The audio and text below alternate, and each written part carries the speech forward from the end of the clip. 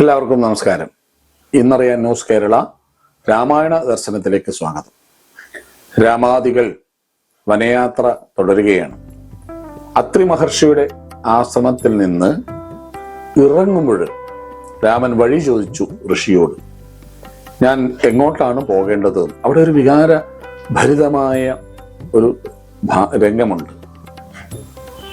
അത്രി രാമനോട് പറയുന്നു, രാമ, ഈ ലോകത്തിന് മുഴുവൻ വഴികാട്ടി അങ്ങാണ്. ആ അങ്ങേക്ക് നിസ്സാരനായി ഞാൻ എങ്ങനെ വഴി കാണിക്കും? വലിയൊരു ആധ്യാത്മികമായ ചോദ്യോത്തരമാണ്. ഈ ലോകത്തിന് വഴി കാണിക്കേണ്ടവനല്ലേ ഭഗവാൻ ഈശ്വരൻ രാമൻ. ആ രാമനെ വഴി കാണിക്കാൻ ഞാൻ ആര്? ഒരുപാട് അർത്ഥതലങ്ങളുണ്ട് ഈ ചോദ്യത്തിനും ഉത്തരത്തിനും. അവിടുന്ന് യാത്ര പുറപ്പെട്ട് പോകുമ്പോൾ വലിയ കൊടിയ ഒരു വിപത്തിലേക്ക് രാമനും ലക്ഷ്മണനും സീതയും പെട്ടുപോവുകയാണ്. ഒരു ഭീമാകാരനായ രാക്ഷസൻ ഇടത് കൈയിലെ ശൂലത്തിൽ ഒരു ആനയുടെ തല, മുള്ളൻ പന്നി, ചെന്നായ ഇതിനൊക്കെ കോർത്തു വെച്ചിട്ടുണ്ട്. വലതു കൈയിൽ ഒരു മൃഗത്തിന്റെ പച്ച മാംസം കടിച്ച് ചോരയും മാംസവും കുടിച്ചുകൊണ്ടിരിക്കുന്ന കൊടും ഭീകരൻ. സീതയെ കണ്ട ഉടൻ മറ്റൊന്നും നോക്കാതെ സീതയെ എടുത്ത് ഓടിക്കളഞ്ഞു. കൊടുങ്കാട്ടിൽ പ്രവേശിച്ച ഉടനെ കൊടും ഭീകരന്റെ കയ്യിൽ അകപ്പെട്ടു എന്ന് വേണം പറയാൻ. ജാഗരൂകരായ രാമനും സഹോദരനും ആ അസുരൻ വിരാധൻ എന്നാണ് അവന്റെ പേര്, വിരാധൻ. ആ വിരാധനെ രണ്ട് രീതിയിൽ വാൽമീകി രാമായണത്തിലും അധ്യാത്മരാമായണത്തിലും അവതരിപ്പിക്കുന്നുണ്ട്. വിദ്യാധരൻ എന്നൊരു ഗന്ധർവനായിരുന്നു എന്ന് വാൽമീകിയും, വിദ്യാധരൻ ഒരു ഗന്ധർവനാണെന്ന് പറയുമ്പോൾ അതിൽ എഴുത്തച്ഛൻ എഴുതിയത് വിദ്യാധരൻ ദുർവാസാവിന്റെ ശാപം കൊണ്ട് വിരാധനായി എന്നാണ്. വിദ്യാധരൻ വിദ്യയെ ധരിച്ചവൻ, ജ്ഞാനി. ഇപ്പൊ ശാപം കിട്ടണമെങ്കിൽ എന്തെങ്കിലും വേണ്ടാത്ത കാര്യങ്ങൾ ചെയ്യല്ലോ. അപ്പൊ ജ്ഞാനിയായ ഒരാൾ, ഒരു വിദ്യയെ ധരിച്ച ഒരാൾ മഹാക്രൂരനായ അസുരനായിട്ടും വീഴുമെന്ന് രാമായണം ചൂണ്ടിക്കാണിക്കുകയാണ്. ദുർവാസാവിന്റെ ശാപം കൊണ്ട് വിരാധനായ ഗന്ധർവനാണെന്ന് എഴുത്തച്ഛനും, തുമ്പുരു എന്ന ഗന്ധർവൻ കുബേരന്റെ ശാപം കൊണ്ട് വിരാധനായി എന്ന് വാൽമീകിയും പറയുന്നു. ഏതായാലും ശാപം കൊണ്ട് രാക്ഷസ ജന്മം നേടിയ ആളാണ് ഈ വിരാധൻ. എളുപ്പമല്ല വധിക്കാൻ. അത്രയും അപാര ശക്തിയുള്ള, കാണുമ്പോൾ തന്നെ ഭീതി ഉണ്ടാക്കുന്ന ഒരു രാക്ഷസനെ രാമനും ലക്ഷ്മണനും ചേർന്ന് എതിരിട്ടു. ഒടുവിൽ രാമായുധം കൊണ്ട് വിരാധൻ മരിച്ചു. ആ വിരാധന്റെ പ്രാണശരീരം പുറത്തേക്ക് വന്നിട്ട് ഉള്ള ഒരു സ്തുതിയുണ്ട്. രാമായണത്തിൽ ശ്രേഷ്ഠമായ സ്തുതികളുണ്ട്. ആദ്യത്തെ 4 സ്തുതികൾ നമുക്ക് ഏതാണ്ടായി എന്ന് പറയാം. അതിൽ ആദ്യത്തെ രാമായണ സ്തുതി കൗസല്യ സ്തുതിയാണ്. അമ്മ മകനെ സ്തുതിക്കുന്നു എന്നൊരു പ്രത്യേകതയും ആ സ്തുതിക്കുണ്ട്. അത് ബാലകാണ്ഡത്തിൽ രണ്ടാമത്തെ സ്തുതി അഹല്യാസ്തുതി. അഹല്യക്ക് മോക്ഷം കൊടുത്ത സമയത്ത് അഹല്യ രാമനെ സ്തുതിക്കുന്ന ഉജ്ജ്വലമായ ഒരു സ്തുതി എന്ന് പറയും. മൂന്നാമത്തെ സ്തുതി ഈ വിരാധ സ്തുതിയാണ്. അതോടൊപ്പം തന്നെ രാമന്റെ മൂന്നാമത്തെ വധവും വിരാധനാണ്. അയോധ്യ ബാലകാണ്ഡത്തിലെ താടകയെയും സുബാഹുവിനെയും വധിച്ച രാമൻ ഇവിടെ ഈ ഘോരാന്തകനായ രാക്ഷസനായ വിരാധനെ വധിക്കുന്നു. വിരാധമോക്ഷം, വിരാധ സ്തുതിയൊക്കെ കഴിഞ്ഞിട്ട് നേരെ ശരഭംഗന്റെ ആശ്രമത്തിൽ പോവാം. ശരഭംഗൻ ശ്വാസഗതിയെ നിയന്ത്രിച്ച തപസ്യയാണ്. ആ ശ്വാസഗതി എത്ര കണ്ട് നമുക്ക് നിയന്ത്രിക്കാൻ കഴിയുമോ അത്രയും നമുക്ക് യോഗ സാധനങ്ങളും യോഗസിദ്ധി ഉണ്ടാവും. രാമൻ കാട്ടിലൂടെ പോകുമ്പോൾ ആ ശരഭംഗന്റെ ആശ്രമത്തിൽ മുറ്റത്തേക്ക് ദേവരഥം താണു വരുന്നത് കാണുന്നു. പച്ച കുതിരകളെ പൂട്ടിയ ഇന്ദ്രരഥം വരുന്നത് കണ്ട് ലക്ഷ്മണനോടും സീതയോടും പറഞ്ഞു, നിങ്ങൾ ഇവിടെ നിൽക്കൂ, എനിക്ക് ആ ആശ്രമത്തിൽ പോയിട്ട് ചില കാര്യങ്ങൾ ചെയ്യാനുണ്ട്. രാമൻ കുറച്ച് ദൂരെ പോയി മറഞ്ഞു നിന്നു. ഇന്ദ്രൻ വന്ന് ശരഭംഗനോട് പറഞ്ഞു, അങ്ങേ ഉടലോടെ സ്വർഗത്തിലേക്ക് കൊണ്ടുപോകാമെന്നതാണ് അങ്ങയുടെ തപോ പുണ്യം കൊണ്ട്. പക്ഷെ ശരഭംഗൻ ആ ആതിഥ്യം സ്വീകരിക്കാൻ തയ്യാറായില്ല.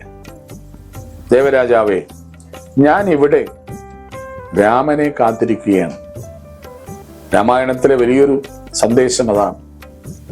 അസുരന്മാരാണെങ്കിൽ പോലും, ഇപ്പൊ മരീചനാണെങ്കിലും ജടായു ആണെങ്കിലും സമ്പാദിയാണെങ്കിലും അല്ലെങ്കിൽ ശൂർപ്പണഖയാണെങ്കിലും ശബരിയാണെങ്കിലും ഗുഹനാണെങ്കിലും അത്രിയാണെങ്കിലും വസിഷ്ഠ നമ്മുടെ ഋഷിയായ അനസൂയ ദേവിയാണെങ്കിലും ഇങ്ങനെ എല്ലാവരും നല്ലവരും ദുഷ്ടകഥാപാത്രങ്ങളും എല്ലാം രാമനെ കാത്തിരിക്കുകയാണ്. ചിലർ രാമന്റെ ബാണത്തിന് ഊണായിട്ട് മോക്ഷം കിട്ടാൻ വേണ്ടി ആഗ്രഹിക്കുന്നു. ചിലർ രാമപാദങ്ങളിൽ വീണ് മോക്ഷപദ പ്രാപ്തി ആഗ്രഹിക്കുന്നു. ഇവിടെ ശരഭംഗൻ എങ്ങനെ കാത്തിരിക്കുന്നു? ഇന്ദ്ര, അങ്ങേക്ക് പോകാം, ഞാൻ രാമനെ കാത്തിരിക്കുന്നു എന്ന് ഇന്ദ്രരഥം മടങ്ങിപ്പോയപ്പോഴാണ് രാമൻ ശരഭംഗന്റെ അടുത്തെത്തിയത്.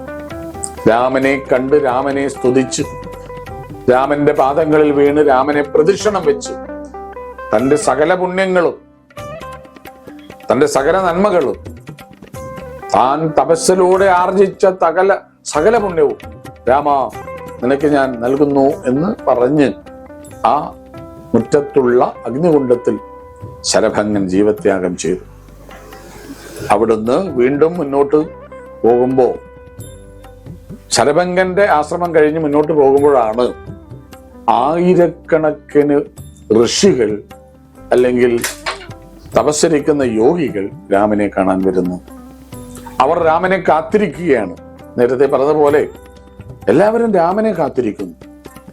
അവർ കാത്തിരിക്കുന്നത് അവർക്ക് തപസ് ചെയ്യാനുള്ള ശാന്തമായൊരു അന്തരീക്ഷം ഈ ദണ്ഡകാരണ്യത്തിൽ ഉണ്ടാക്കണം. രാമൻ ദണ്ഡകാരണ്യത്തിലേക്ക് വരുന്നത് 3 ഉദ്ദേശങ്ങളോടുകൂടി തന്നെയാണ്.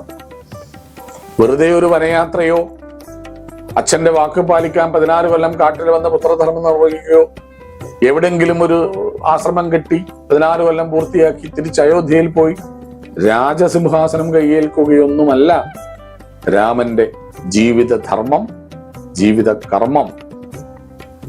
രാമൻ ആദ്യം തന്നെ ദണ്ഡകാരണ്യത്തിലേക്ക് വരുമ്പോൾ ഈ ദണ്ഡകാരണ്യം എന്നുള്ള സ്ഥലം 5 യോജന വിസ്തൃതിയിലുള്ള ഈ പെരുംകാട് പണ്ട് എന്റെ പൂർവികനായ ഇക്ഷാകുവിന്റെ മകൻ രാമൻ ഇക്ഷാകു വംശത്തിൽ ജനിച്ച ആളാണ്. ആ പൂർവികന്റെ മകനായ ദണ്ഡന് അച്ഛൻ കൊടുത്ത സ്ഥലമായിരുന്നു. പക്ഷെ ദണ്ഡൻ ദുർവാസാവിന്റെ മകളെ പീഡിപ്പിക്കാൻ ശ്രമിച്ച ശാപം കൊണ്ട് നീയും നിന്റെ രാജ്യവും എല്ലാം കത്തിച്ചാമ്പലാകട്ടെ എന്ന ശാപം കൊണ്ട് ഈ ദണ്ഡക രാജ്യം കൊട്ടാരവും ജനപദവും എല്ലാം കത്തിച്ചാമ്പലായി. ആ ചാമ്പലിൽ നിന്നുണ്ടായ കാടാണിത്. ആ ചാമ്പൽ ചാരത്തിൽ നിന്ന് വലിയ കാട്. ആ രാമന്റെ ലക്ഷ്യം ഈ ദണ്ഡകാരണ്യത്തെ ഒന്ന് തിരിച്ചു പിടിക്കണം. അവിടെ 14,000 രാക്ഷസന്മാര് രാവണന്റെ ചാരന്മാർ കാത്തു നിൽക്കുന്നു.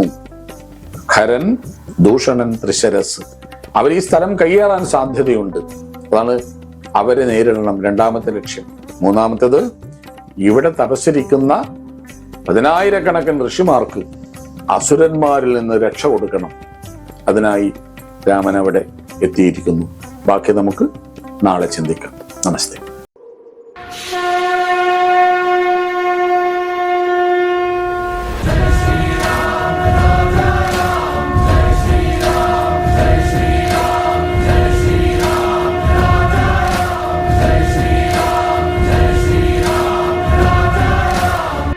ന്യൂ ജനറേഷനുകൾക്കിനി ന്യൂ ജെൻ കോഴ്സുകൾ പഠിക്കാം ശ്രീശങ്കരാചാര്യയിലൂടെ. അഭിരുചിക്കനുസരിച്ച് തിരഞ്ഞെടുക്കുവാൻ നിരവധി കോഴ്സുകൾ. Artificial intelligence, full stack development, data science and data analytics, UI and UX designing, vibes and SAP, professional accounting, graphic designing and animation, video editing and VFX, digital marketing, motion graphics, office automation and advance Excel, Python programming, interior designing, hardware networking and CCTV. എല്ലാ കോഴ്സുകളിലും AI integrated ടൂളുകൾ ഉൾപ്പെടുത്തിയുള്ള ക്ലാസുകൾ.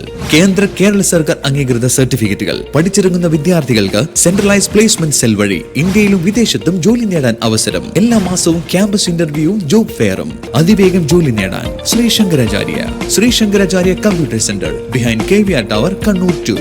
Contact 8606 391 999.